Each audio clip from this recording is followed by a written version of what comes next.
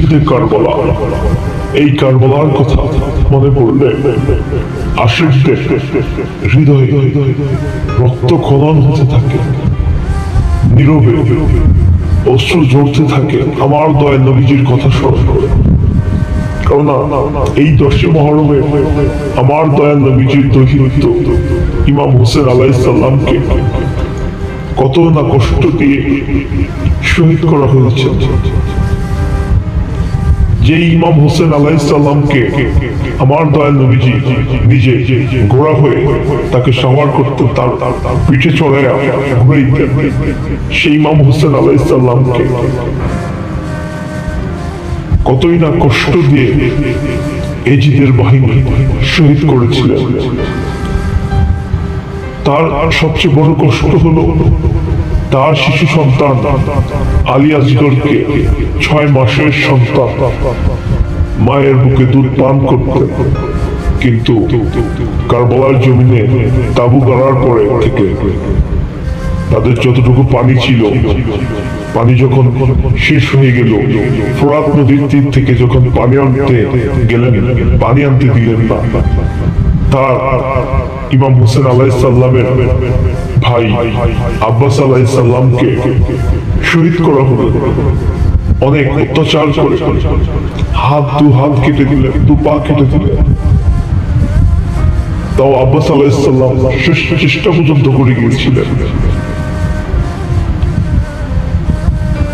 শিশু সন্তান তার মায়ের থেকে দুধ পান করতে পারতেছে না, পানিও নাই, তাকে এক ফোঁটা পানি দিবে তা মুখের ভিতরে। ইমাম হোসেন আলাইহিস সালাম আলী আসগরকে নিয়ে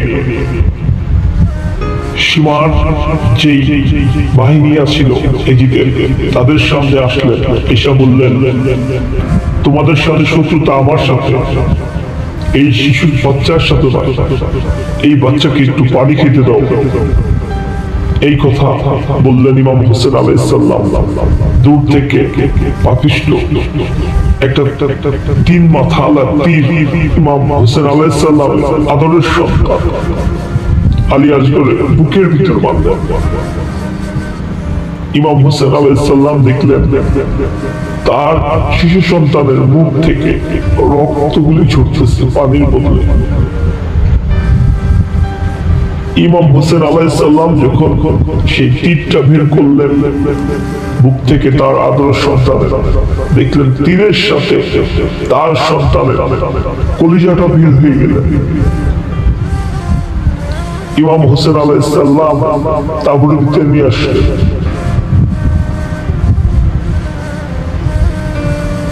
সেই কষ্টের কথা যখন কোন আশেক স্মরণ করে চোখে পানি ঝরতে থাকে, আলী আকবর যুদ্ধের ময়দানে চলে গেলেন, যুদ্ধ করতেছে। আয়েশা বাবার কাছে বললেন, বাবা আমাকে যদি একটু পানি পান করতে পারেন তাহলে এই 4000 সেনা আমি একাই শহীদ করে দিব। ইমাম হোসেন বললেন, আমি যদি তোমাকে পানি পান করাইতে পারতাম তাহলে আমার শিশু সন্তান আলী আসগরকে এইভাবে শহীদ হইতে হতো না।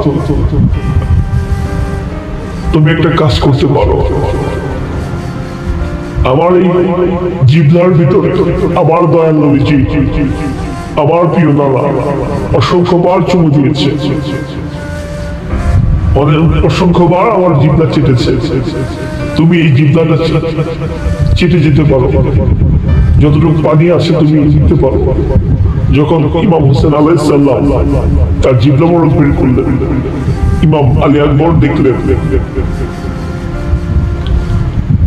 মাটি যেভাবে শুকিয়ে গেলে ফেটে যায়, তার জিহ্বা শুকায় ফেটে গিয়েছে। ইমাম আলী আকবর আবার যুদ্ধের ময়দানে যায়। যুদ্ধ করতে করতে যখন তাকে শহীদ করা হচ্ছিল তখন ডাক দিয়েছিল আব্বা বলে। ইমাম হোসেন আলাইহিস সালাম তাবুর ভিতর থেকে বলতেছিলেন, আমার আলী আকবরকে শহীদ করা হচ্ছে। ইমাম হোসেন আলাইহিস সালাম বুক ফেটে যাচ্ছিলেন। তখন ইমাম জয়নুল আবেদিন রাদিয়াল্লাহু আনহু সুস্থ তাবুতে হামাগুড়ি দিয়ে উঠে বলতেছে, বাবা আপনাকে যুদ্ধে যেতে দিব না, আমি যুদ্ধ যাও। তুমি যেতে পারবে না, তুমি আমার নানার এই সত্য তরিকা, এই বংশ যারা আমার নানার যে সিরাজ জম্বাল্লার শক্তি আমাকে দিয়েছে, আমি তোমার ভিতরে অর্পণ করে যাচ্ছি। ইমাম জালালউদ্দিনকে ইমাম হোসেন আলাইহিস সালাম সেই সিরাজ জম্বাল্লার শক্তি দিয়ে যখন কারবালার জন্য চলে যান, আমার ইমাম হোসেন আলাইহিস সালামকে কতই না নিষ্ঠুর ভাবে কাফেররা আঘাত দিতে দিতে, বলল মারতে মারতে, তীর মারতে মারতে ইমাম হোসেন আলাইহিস সালামকে শহীদ করার জন্য কতই চেষ্টা করলেন। নামাজে দাঁড়িয়েছিলেন, নামাজের ভিতরে অতর্কিত ভাবে হামলা করলেন, তীর নিক্ষেপ করলেন। ইমাম হোসেন আলাইহিস সালামকে যখন শোয়া তার গলার ভিতরে ছুরি মারতেছিলেন, ছুরি তো তার গলার দিকে ছুরি পোষ লাগতেছিল না। ইমাম হোসেন বললেন, তোমরা সারা জীবন যদি চেষ্টা করো আমার গলা দিয়ে কখনো পোষ করতে দিতে পারবে না, কারণ এই গলার ভিতরে আমার নানা অসংখ্য চুমা রয়েছে। কোনো তরবারি, কোন ছুরি সাহসটাই গলার দিয়ে আমার ছুরি চাও। ইমাম হোসেনকে উপদ করে তার গলা দিয়ে গান থেকে তার গর্দান আলাদা করলেন, মাথা বড়। কারবালার জমিনের কথা স্মরণ করলে দুঃখে আশিকদের বুক ফেটে যাবে, কিন্তু তাদের ইতিহাস শেষ হবে না। অতএব এত কষ্ট করে রাসূলুল্লাহর নবিত্বগণ এই সত্য এবং তরিকতের নিয়ামত দিয়ে গিয়েছেন। রাসূলুল্লাহ সত্য পথ আমাদেরকে কায়েম রেখে গিয়েছেন।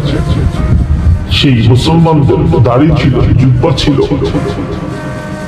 তারা আজান দিয়েছেন, নামাজ পড়েছেন এবং ইমাম হোসেনকে নামাজের সময় আক্রমণ করেছেন।